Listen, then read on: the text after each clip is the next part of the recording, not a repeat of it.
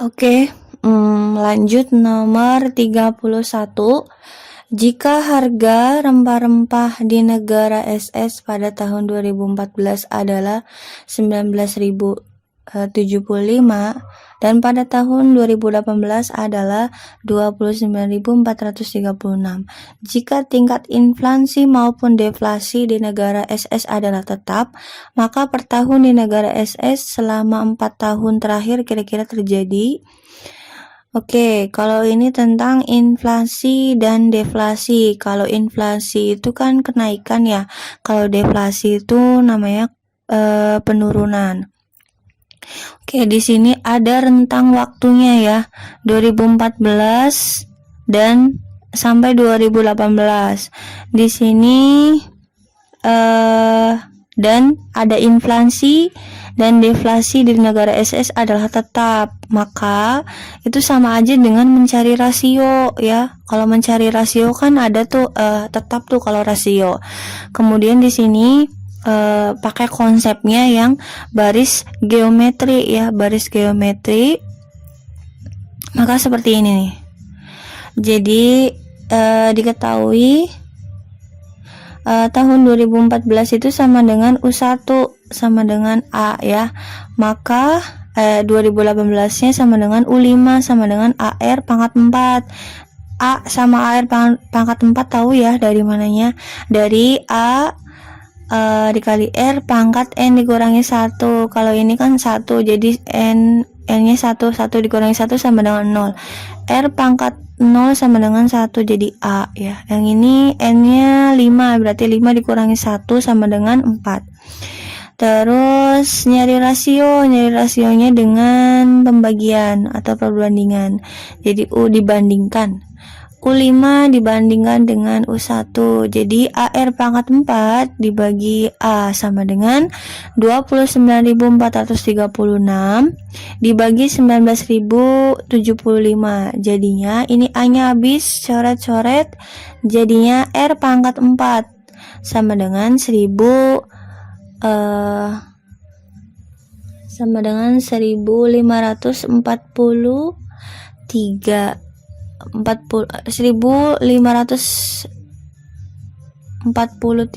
maaf 1,5431 ya. Jadi R-nya sama dengan 1,11. R-nya bisa hilang, kenapa?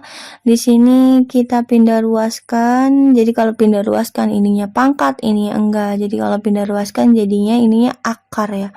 Jadi nanti akar 1,5431. Jadi R-nya sama dengan, kalau keluar dari akar jadi 1,11 sampai tak terhingga ya. Jadi nilainya tak terhingga. Terus di sini sama dengan kalau kita kan pengennya bikin persentase nih. Jadi kalau bikin persentase harus dikalikan 100.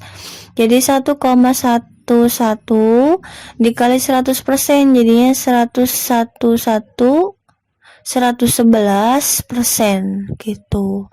Jadi karena inflasinya itu 100% ya, sebanyak naik sebesar 111%,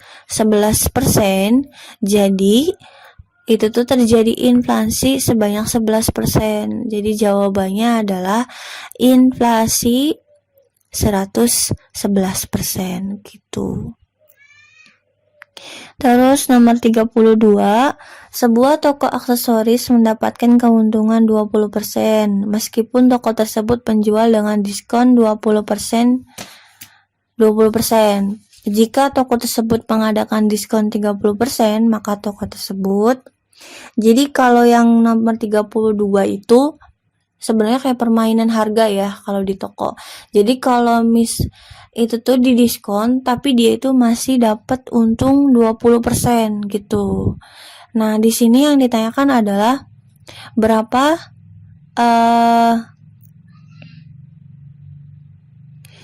keuntungan dari diskon atau keuntungan atau kerugian, kita nggak tahu ya.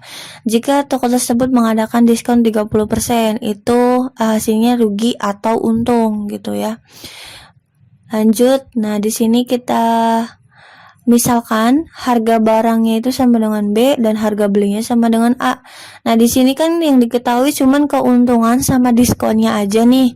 Keuntungan yang didapatkan si penjual toko aksesoris dengan diskonnya 20%. Jadi di sini keuntungannya 20%, diskonnya 20%. Kemudian harga barangnya kita harus cari dulu. Kita kan yang ditanyakan kan 30% nih diskonnya.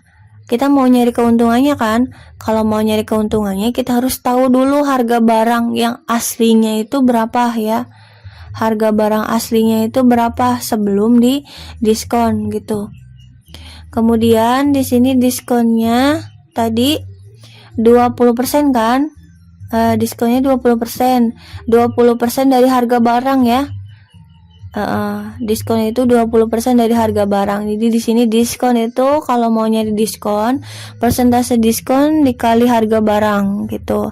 Terus harga setelah diskonnya sama dengan harga barang dikurangi diskon ya. Harga setelah diskon tuh ya.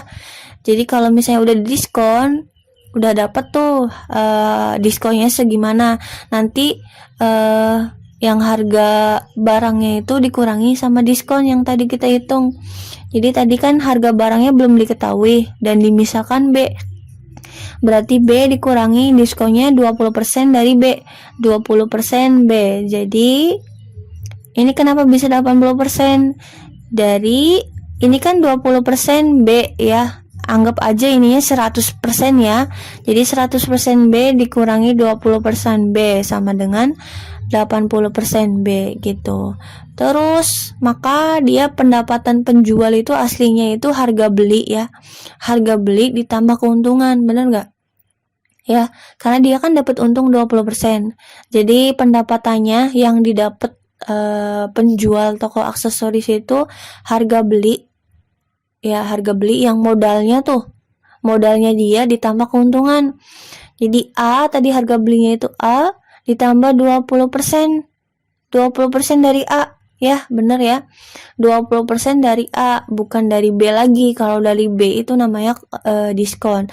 Kalau yang ini keuntungan 20% dari A, 20% dari harga beli kalau keuntungan ya. Terus yang ini juga sama, dimisalkan aja ininya 100%. Jadi 100% A ditambah 20% A jadinya 120% A. Terus pendapatan penjual itu sama aja dengan tadi harga beli barang setelah diskon kan? Ya kan? Harga beli barang setelah diskon. Jadi pendapatan penjual itu walaupun di diskon dia masih dapat pendapatannya, keuntungannya harga beli barang setelah diskon. Jadi tadi ini sama aja, pendapatan penjual itu 120% A sama dengan 80% B. Jadi kalau misalnya kasarnya kan umumnya kayak gini nih, tapi itu tuh ada tersembunyi kan, di diskon dulu, tapi dia masih dapat untung, maka harga beli barang setelah diskon dia dapatnya 80% B gitu. 120% pengen nyari yang B nih, ya pengen nyari harga barang kan kita. Jadi 120% A dibagi 80%, jadinya ini habis persennya 120 dibagi 80 sama dengan 3 per A atau 1,5 A gitu. Terus tadi yang ditanyakan adalah jika toko itu mengadakan diskonnya 30%, maka sama kayak tadi, jika di diskon 30% maka tadi harga beli barang setelah diskonnya kan pasti nih. Kalau ini keuntungan 20%, kalau ini diskonnya 20%, kalau ini diskonnya 30%. Jadi 100 dikurangi 100B dikurangi 30 jadinya 70% B gitu ya. Jadi balik lagi ke sini nih, yang ini nih ya. Terus sama dengan 70%, yang B-nya kan udah diketahui nih, 70% dikali 1,5 A, jadi 105% A. Berarti keuntungannya itu 105% dikurangi 100%, jadi keuntungannya masih untung 5%. Jadi jawabannya yang D gitu.